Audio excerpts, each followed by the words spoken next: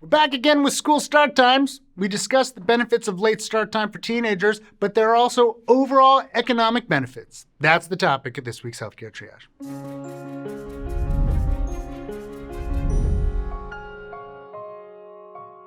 In last week's episode, we covered how high school-aged children across the United States find themselves waking up much earlier than they'd prefer in order to get to school on time. They set their alarms, and their parents force them out of bed in the morning, convinced that this is a necessary part of youth and good preparation for the rest of their lives. It's not. It's arbitrary, forced on them against their nature, and a poor economic decision as well. As we discussed last week, the National Heart, Lung, and Blood Institute recommends that teenagers get between 9 and 10 hours of sleep. Most in the United States don't. It's not their fault. My oldest two children, Jacob and Noah, are in high school, and they play on the state championship tennis team 4 times in a row. But their lives aren't consumed by too many extracurricular activities. They're hard workers, and they spend a fair amount of time each night doing homework. And I think most nights they're probably asleep by 10 or 10:30. Their school bus, when they took it, picked them up at 6:40 a.m. To catch it, they needed to wake up not long after 6. 9 hours of sleep would be a pipe dream, let alone 10. There's an argument to be made that we should cut back on their activities and make them go to bed earlier so that they get more sleep. Teens aren't wired for that, though. They want to go to bed later and sleep later. It's not the activities that prevent them from getting enough sleep. It's the school start times that require them to wake up so early. More than 90% of high schools and more than 80% of middle schools start before 8:30 a.m. Some argue that delaying school start times would just cause teenagers to stay up later. Research doesn't support that idea. A systematic review examined how school start delays affect student sleep and other outcomes. 6 studies, 2 of which were randomized controlled trials, showed that delaying the start of school from 25 to 60 minutes corresponded with increased sleep time of 25 to 77 minutes per weeknight. In other words, when students were allowed to sleep later in the morning, they still went to bed at the same time and got more sleep. There are costs to pushing back the start times of schools, of course. Our local school system, like many others, uses the same buses for elementary, middle, and high school. Not wanting to start elementary school too early, it starts high school earlier to save money on transportation.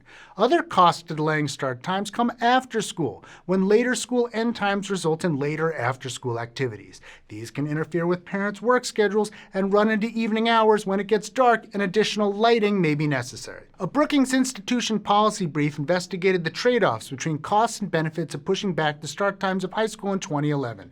It estimated that increased transportation costs would most likely be about $150 per student per year.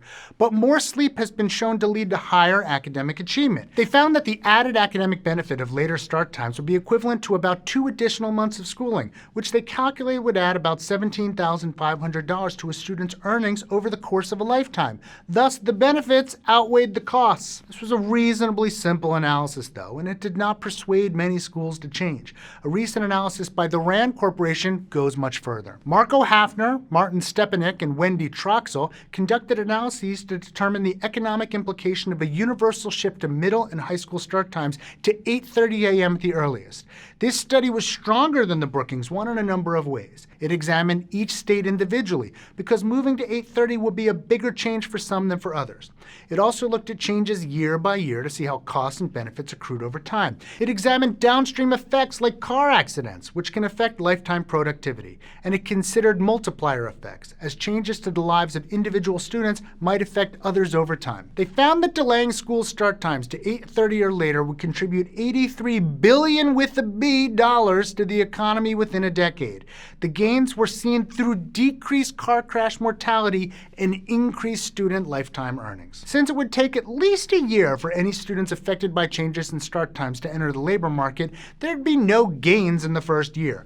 Costs, however, would accrue immediately. These included about $150 per student per year in transportation costs and $110,000 per school costs in upfront infrastructure upgrades. Even so, by the second year, the benefits outweighed the costs. By 10 years, the benefits were almost double the cost, and by 15 years, they were almost triple. We'd be remiss if we didn't acknowledge other potential costs not included in this calculation, including parental difficulty in adapting to later school start times. But even in a model where the per student per year cost was increased to $500, which would compensate most parents for delays, and where the upfront per school cost was increased to $330,000, the economic benefits to society would still outweigh the costs in the long run. Further, it's important to understand that these benefits may actually be underestimates. The researchers were careful to model only outcomes for which they had empirical data from sleep duration, such as car crashes and academic performance. They didn't model other real but quantifiably unknown benefits like improvements in rates of depression, suicide and obesity, or the overall effects on health. Some schools are beginning to take this seriously, but not enough. When it comes to start times, the growing evidence shows that forcing adolescents to get up so early isn't just a bad health decision, it's a bad economic one too. Hey, did you enjoy this episode? You'd enjoy last week's episode on school start times in general and how we're not getting enough sleep. It also helps if you go to patreon.com/healthcaretriage, where you, like our research associate Joe Sevitz and our Surgeon Admiral Sam, can help make the show bigger and better. Also helps if you like and subscribe down below.